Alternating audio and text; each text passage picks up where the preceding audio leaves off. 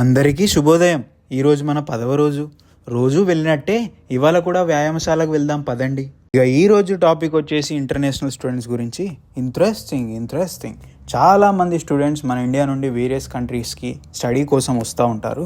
Of course నేను కూడా దాంట్లో ఒక్కనే. ఏదైతే అదైంది, కొడితే గట్టి కొట్టాలని ఫిక్స్ అయ్యి వస్తాం. కానీ మనం అక్కడ ఊహించుకునే సిచ్యువేషన్స్ ఇక్కడికి వచ్చినాక ఎదురయ్యే సిచ్యువేషన్స్ వెరీ డిఫరెంట్. మేజర్గా అందరూ ఫేస్ చేసే స్ట్రగుల్స్ మాత్రం ఇనిషియల్గా పార్ట్ టైం గురించి. ఎస్, పార్ట్ టైం దొరకడం అంత ఈజీ కాదు, కానీ దొరికే వరకు వెతికే అంత తాకత్ నీ దగ్గర ఉన్నాక ఆబ్వియస్గా దొరుకుతుంది.